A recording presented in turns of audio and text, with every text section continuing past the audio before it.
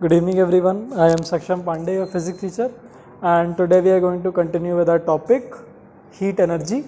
आज हम लोग पढ़ेंगे energy flow and its importance. मतलब ये जो एनर्जी का फ्लो है पूरे यूनिवर्स में, अर्पित भाई, ये कैसे होता है ये सब हम लोग सीखेंगे. एनर्जी का फ्लो होता है ना, कहाँ से क्या होता है. तुम्हें एनर्जी की ज़रूरत है? किस एनर्जी की ज़रूरत है? मैकेनिकल एनर्जी की ज़रूरत है तुम्हें. सही बताओ, मैकेनिकल एनर्जी क्या होता है? जो मैकेनिक पे काम करता है. नहीं बेटा, मैकेनिकल एनर्जी वो होता है जो किसी रेस्ट और मोशन में होता है किसी चीज़ में. लेकिन हमें जो ज़रूरत है वो है केमिकल एनर्जी की. अब जो एनर्जी का सबसे बड़ा सोर्स है अर्थ के पास, वो क्या है? वो है सन, है ना. सन ही है सबसे बड़ा प्रोड्यूसर एनर्जी का. तो हम लोग देखेंगे. अब आप लोग बोलोगे नहीं सर, हमें तो खाना मिलता है, हमें एनर्जी मिलती है. हम लोग जो खाते हैं खाना, फूल सब्जी, फूल नहीं, फूल तो नहीं खाते हो, फूल तो तुम हो. तुम लोग जो सब्जी और जो लोग नॉनवेज है वो लोग जो खाते हैं, ठीक है, उन लोग से तुम्हें एनर्जी मिलती है. लेकिन उन लोग को कहाँ से एनर्जी मिली बताओ? जो तुमने सब्जी खाई, हाँ, उसको कहाँ से एनर्जी मिली? कहाँ से एनर्जी मिली भाई बताओ? जो हम लोग सब्जियां खा रहे हैं उसको एनर्जी कहाँ से मिली? सब्जी से हमें एनर्जी मिली. मान लो आज तुमने खाना खाया, तो वो सब्जी थी या फिर चावल था, रोटी था, जो भी तुमने खाया.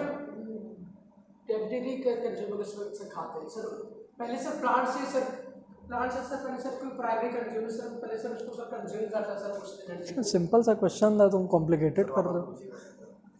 चलो फिर से क्वेश्चन पूछते हैं. पहले डाल दे. लेक्चर नंबर होगा 29 फिजिक्स. ठीक है, तैयार हो? तैयार है. टॉपिक क्या है? क्या है topic? Energy flow and its importance.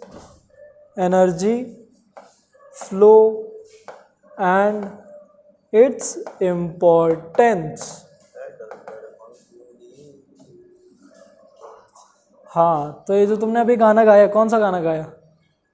Dollar वांगुनी नाम सा चलता.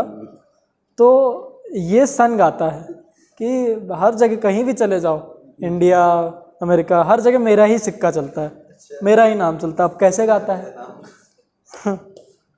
ठीक है, आज ये जो ऑडियंस से इंट्रोड्यूस तो कर दे, पिछली क्लास में तुमको किए नहीं. हमारे अर्पित सिन्हा है, ये क्लास 9th बायोलॉजी में है. इनके दिमाग में सिर्फ और सिर्फ मीम भरा हुआ है. इनसे आप किसी भी चीज़ का पूछो, ये जवाब मीम में देते हैं. ठीक है, एक कैमरा मैन कैसे हो रही है? तो जल्दी जल्दी जल्दी वहाँ बैठो. ये आ रहा है ना? नहीं सर, सही ऐसे थोड़ा ऐसे, तो थोड़ा सा ऐसे कर दो फिर. यस सर, हो गया. यस सर, ठीक. चलो बेटा. हाँ अर्पित बेटा, कुछ आप अपने बारे में कहना चाहेंगे क्लास को? हम बहुत नीच दलीच आदमी हैं. ये देखिए क्या क्या ये बातें करते हैं. ये क्या मैं स्टैंडअप कॉमेडी करता है? अब ऐसे स्टूडेंट्स को भी यहाँ पढ़ाया जाता है. ठीक है, बच्चों को पढ़ाया जाता है कोचिंग में.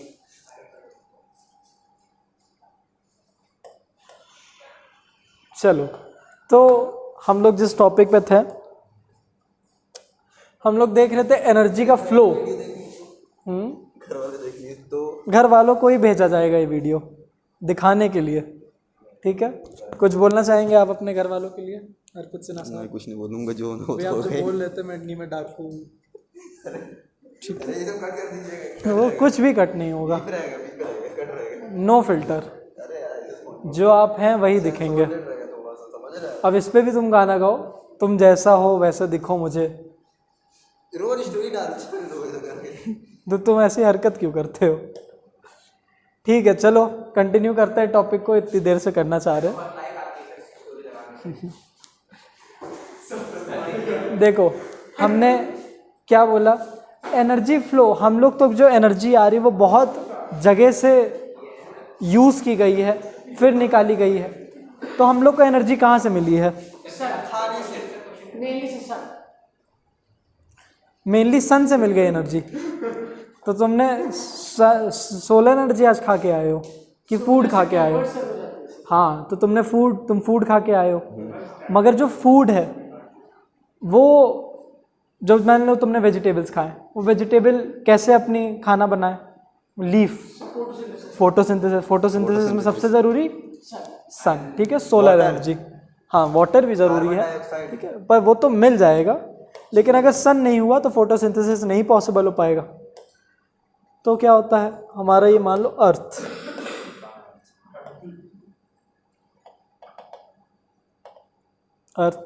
इसके अराउंड इसका पूरा एटमॉस्फेयर, ऐसे तो इसके अंदर होता है, समझाने के लिए मैंने बाहर बना दिया, बाहर मत बनाना।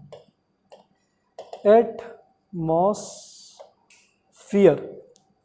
ठीक है अर्पित भाई, समझ में आया? और यहाँ पे है सन, सन की स्पेलिंग SU या SO?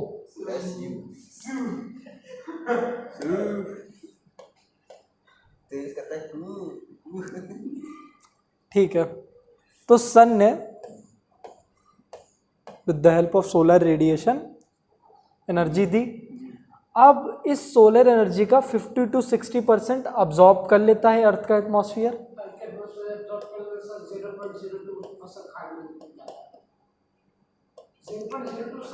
नहीं, देखो हाँ एकदम से 50 to 60% ये सोलर रेडिएशन की एनर्जी अभी एटमॉस्फेयर में है।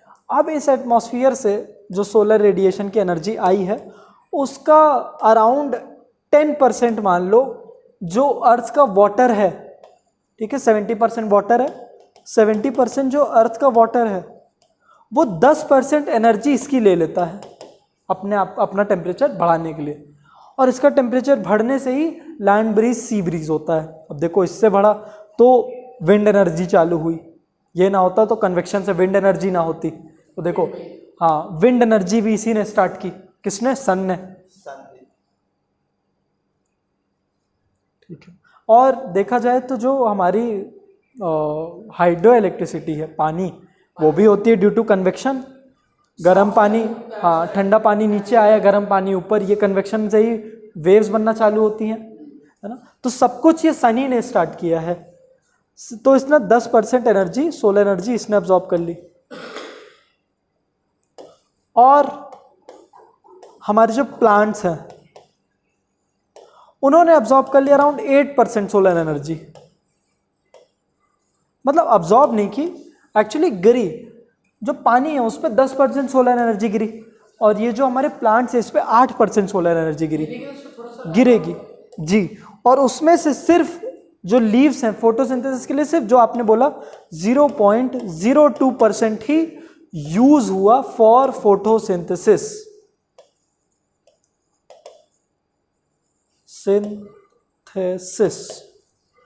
ठीक है, सोचो सिर्फ 0.02% ऑफ दिस 50 to 60% एनर्जी से फोटोसिंथेसिस हो रहा है हर दिन। कितनी थोड़ी सी एनर्जी से ज्यादा अगर क्लोरोफिल बर्न हो जाएगा। एक्चुअली जो प्रोटीन्स होते हैं मैंने बताया था वो एक स्पेसिफिक टेम्परेचर पे ही, ऑप्टिमम टेम्परेचर जो 35 से 40 है उतने पे ही काम कर पाते हैं। उससे मैंने ज़्यादा बढ़ा दिया तो वो ब्रेक डाउन हो जाते हैं, मर जाते हैं। तो खाना जो होगा वो डिस्ट्रॉय होता रहेगा, ठीक है।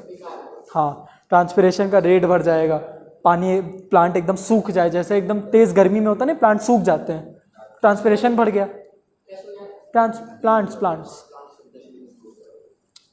ठीक है। तो इतनी चीज़ें होती हैं। अब देखते हैं, ये तो ब्रॉड लेवल पे हुआ कि अर्थ के बाहर निकल के, अब अर्थ के अंदर घुसते हैं और एक इकोसिस्टम में जाते हैं। इकोसिस्टम क्या होता है?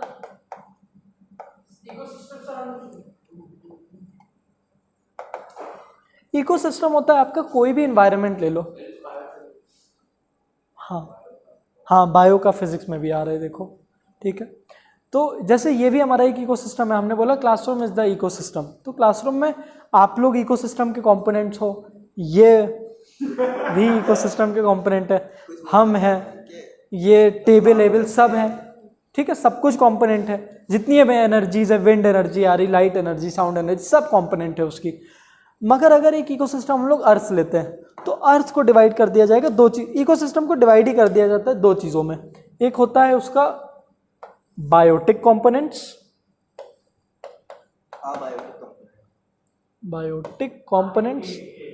और एबायोटिक कंपोनेंट्स। वेरी गुड यार अर्पित, 6th क्लास में ये सब पढ़ के आ गए हो, अरे वाह। तो बताओ बायोटिक कंपोनेंट्स में कौन कौन हो सकता है?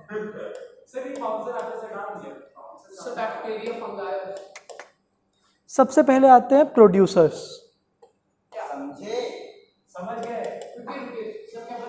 प्रोड्यूसर्स, प्रोड्यूसर्स,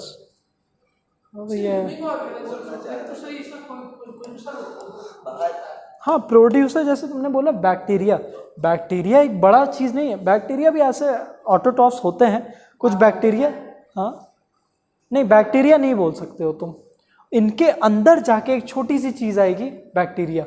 प्रोड्यूसर्स तो प्लांट्स है मेनली, बैक्टीरिया तो बहुत छोटी चीज है। सबसे बड़ा प्रोड्यूसर कौन है? प्लांट्स है, उन्हीं से तो सब कुछ मिल। नहीं, हम लोग बायोटिक हैं लेकिन हम लोग प्रोड्यूसर्स नहीं हैं। हम लोग इसमें 3 कैटेगरी आती है इकोसिस्टम की, 2 कैटेगरी, एक बायोटिक एक एबायोटिक। बायोटिक होती है जितनी भी लिविंग चीजें हैं इकोसिस्टम में, ठीक है, ऑल द लिविंग थिंग्स, और ये non living organisms, living organisms और नॉन लिविंग थिंग्स। अब लिविंग थिंग्स भी 3 चीजें हो सकती है, या तो वो प्रोड्यूसर हुए, मतलब या तो उन्होंने खाना बनाया। अब खाना कौन बनाता है सबके लिए? प्लांट्स बनाते हैं, ठीक है। फिर दूसरा कंज्यूमर्स, और तीसरा डीकंपोजर्स,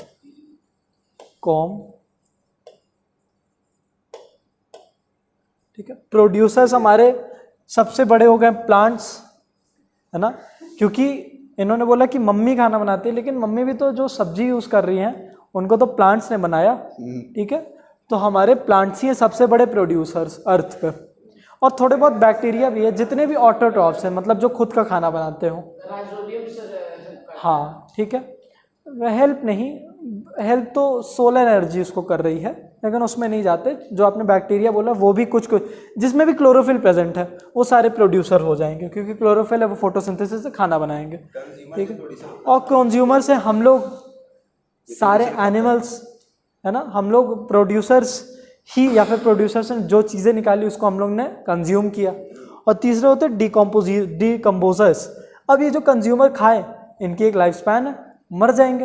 अब मरने के बाद आप इनको इकोसिस्टम में छोड़ तो सकते नहीं हो, सोचो मर गए और आपने छोड़ दिया, तो इनका डीके होना ज़रूरी है, ठीक है। थोड़े टाइम छोड़ दो तो सॉइल में ही डीके हो जाएंगी, लेकिन सॉइल के साथ साथ बहुत सारे जर्म्स बैक्टीरिया सब आ जाते हैं उनको खाने, प्लस वल्चर्स आ जाती हैं कारकास उठाने, ठीक है। तो ये 3 चीज़ें हुई। और ए बायोटिक कंपोनेंट्स में आ गए जो भी आपके नॉन लिविंग चीज़ें हैं, जैसे कि आपकी सारी एनर्जीज। अब हाँ नहीं, वो तो एक केमिकल है। एनर्जी जैसे कि लाइट एनर्जी, लाइट मतलब सोलर एनर्जी, फिर विंड एनर्जी, साउंड एनर्जी, ये सारी एबायोटिक कंपोनेंट्स है। दीज आर नॉट लिविंग, लेकिन ये बहुत ज़रूरी है बायोटिक कंपोनेंट के लिए, है ना। अगर सोलर एनर्जी ना हो तो यही चालू ना हो पाए, ये प्रोसेस, ये ना हो तो ये ना हो, ये ना हो तो डीकम्पोजर्स डीके किसको करेंगे, खुद ही डीके हो जाएंगे।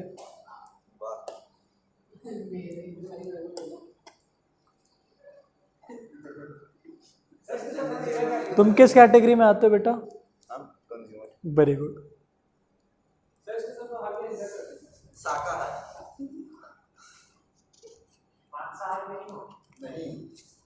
चलो अब ये टेबल देखो, ये टेबल अब जाके थोड़ी कॉम्प्लिकेटेड है। पहली बात तो ये डायग्राम देख लो, देखो पहले फूड चेन देखते हैं।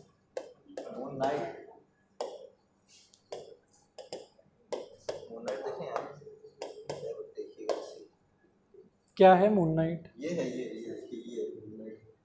कोई वेब सीरीज है? हाँ। तुम जानते हो? अच्छा क्या नाम रहता है?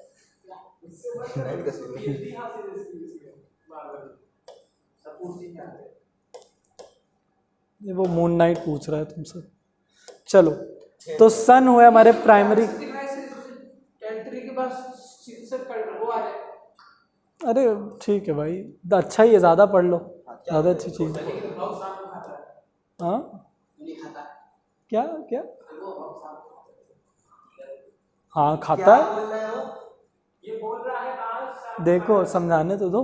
सन ने इसको एनर्जी दी, ग्रास ने फोटोसिंथेसिस से खाना बनाया, ग्रास को कंज्यूम किया ग्रास हॉपर ने, ग्रास हॉपर को कंज्यूम किया फ्रॉग ने, मतलब फ्रॉग ने इसको खा लिया, सांप ने फ्रॉग को खा लिया, हॉक ने सांप उठा लिया।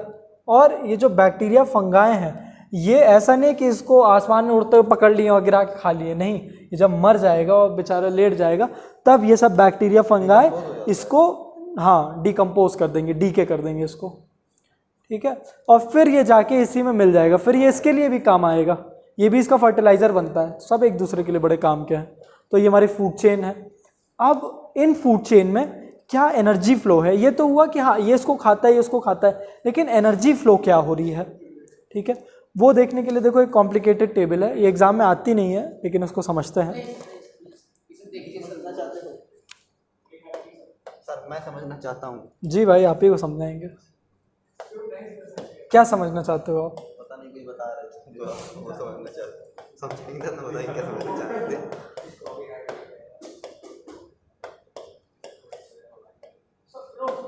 जल्दी वहां से हटो,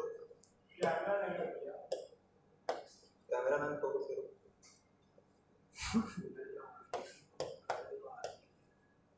बैकग्राउंड म्यूजिक से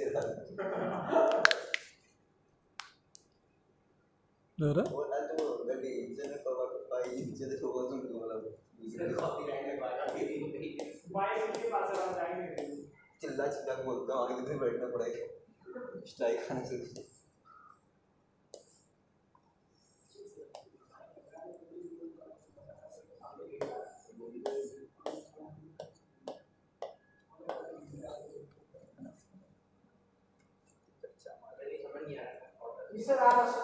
उसको बहुत अच्छे समझ में यही समझ में आ रहा है, वही जो बुक में ये है, बुक वाला प्रोड्यूसर के नीचे ये देखो, ये समझ के क्लास खत्म कर देंगे, इसको अच्छे समझ लो।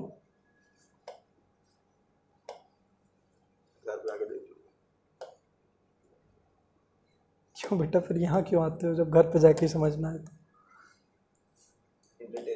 एंटरटेनमेंट 3 बार बोलो। कोचिंग क्यों आते हो?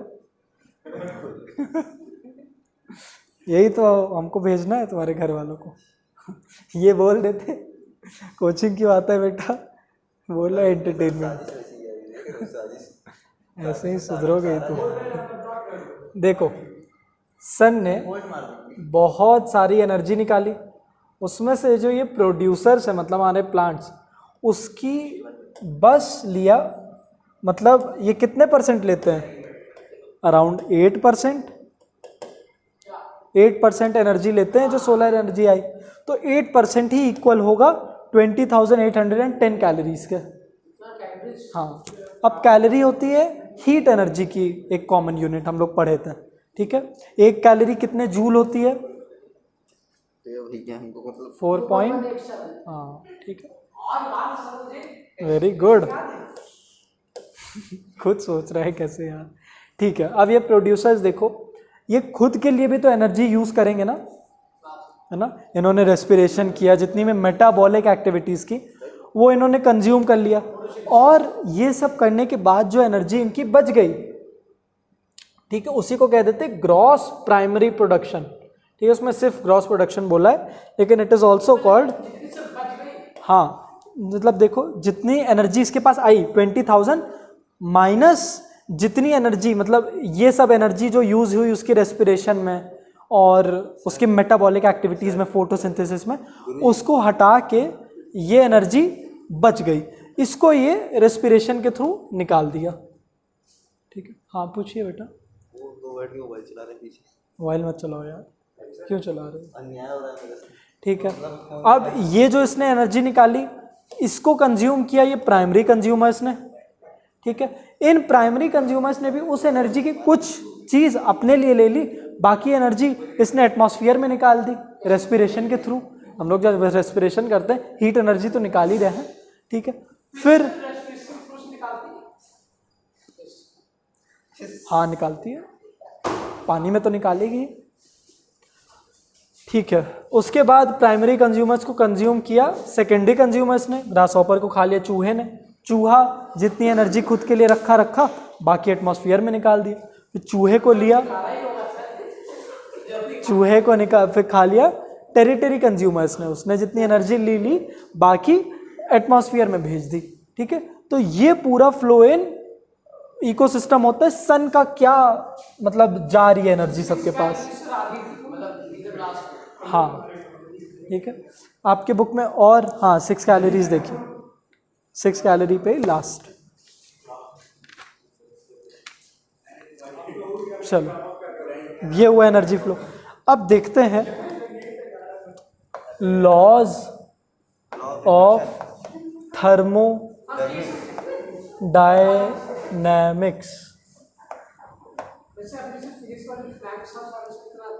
फिजिक्स वाली मैम, कौन फिजिक्स वाली मैम? क्या क्या क्या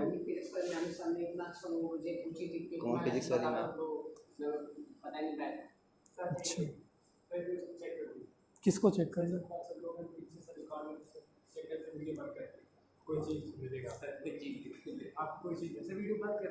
नहीं नहीं कोई दिक्कत नहीं, अभी जब पूरी रिकॉर्ड हो जाएगी तो देखते हैं।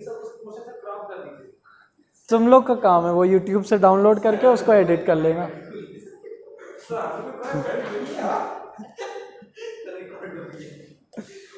ठीक, चलो थर्मोडायनेमिक्स का पहला लॉ, एकदम रॉ डल जाती है जैसी है सब, कुछ भी नहीं एडिट होता है। एक बार तुम लोग को मैं लेक्चर दे रहा था ना कि तुम लोग जब पढ़ते लिखते नहीं हो, सब डला हुआ है।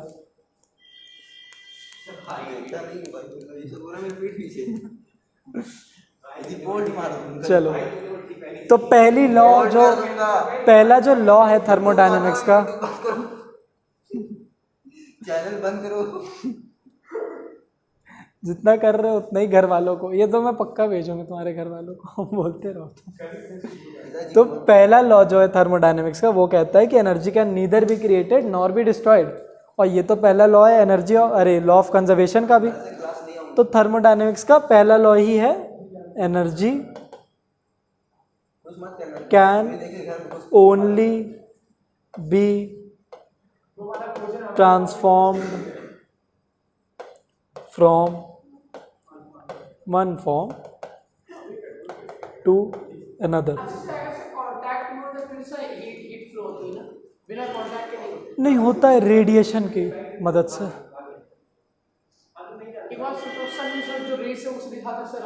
वो रेडिएशन से आ रही है, मैंने बोला ना वो सोलर रेडिएशन हो रही है, मतलब सन और हमारे बीच में कोई कांटेक्ट नहीं है, सोलर रेडिएशन बीच के जो पार्टिकल्स हैं वो लेके आ रहे हैं। This process called radiation. Heat energy flow होती है 3 चीज़ों से, कंडक्शन जिसमें कांटेक्ट है, कन्वेक्शन जिसमें सर्कुलर फ्लो चलने लगता है जो एनिमोलस में पढ़े थे, और तीसरा है रेडिएशन जिसमें कोई कांटेक्ट नहीं है, ये गर्म है, ये बॉडी को यहाँ लाए, थोड़ी देर बाद ये भी गर्म हो जाएगी। और दूसरा लॉ है कि जब भी इस एनर्जी को किसी काम में लगाया जाएगा ये हमेशा किसी ना किसी अनयूजफुल चीज़ों के लिए वेस्ट हो जाएगी। जैसे कि ये जो सोलर एनर्जी भी आई, या फिर आप लोग अपना एग्जाम्पल ले लो, आप लोग कोचिंग आते हो पढ़ने के लिए तो अपने यहाँ एनर्जी कुछ लेके आते हो, लेकिन यहाँ पे आते आते आपकी काफ़ी एनर्जी लूज़ हो जाती है। आप लोग जब आते हो बातें आते करते हो तो एनर्जी लूज़ कर देते हो। तो वैसे ही हर काम में जब भी कोई इस एनर्जी को पुट इनटू वर्क, ये जो एनर्जी ट्रांसफॉर्म हुई एक फॉर्म से अनदर, तो some part of it is always lost in some form और अनदर। ठीक है, ये 2 लॉज है थर्मोडायनेमिक्स के। ठीक है, ये 2 लॉ पूछे जाते हैं, एक्सप्लेन द 2 लॉज, या फिर मैं state the 2 laws of thermodynamics. तो ये है वो 2 लॉज। ठीक है, थर्मो का मतलब है हीट से रिलेशन। अब यहाँ पे सोलर एनर्जी पढ़ रहे हैं तो उसका कनेक्शन समझ नहीं आ रहा है। हाँ ये देखो बेटा, जो एनर्जी सन से आई है ना वो ट्रांसफॉर्म हुए पड़ी है, ये देखो, ये इससे आई, फिर ये इसमें गई, फिर इसमें गई, फिर इसमें गई। तो यही है कि energy can only be transform. जैसे यहाँ पे solar energy to chemical energy हुई, केमिकल एनर्जी से इसने खाया तो इसमें केमिकल एनर्जी हुई, कुछ हीट एनर्जी इसने निकाली, सिर्फ ट्रांसफॉर्म चल रहा है, ठीक है। और दूसरी चीज़ है कि ये जो प्रोसेस हुआ, जैसे जब चूहे ने खाया किसी ग्रास हॉपर को, फ्रॉग को, तो उसकी कुछ एनर्जी लूज हुई उसको पकड़ने में। तो whenever this energy is put in to work, some part of is always lost, कुछ एनर्जी उसने लूज की। ये दो लॉज हैं, ठीक। इसके साथ हम लोग ने किया ये ख़त्म। अब अगले क्लास में हम लोग पढ़ेंगे एनर्जी सोर्सेज, कि सोर्सेज ऑफ एनर्जी क्या है, ठीक है। Thank you. Thank you sir.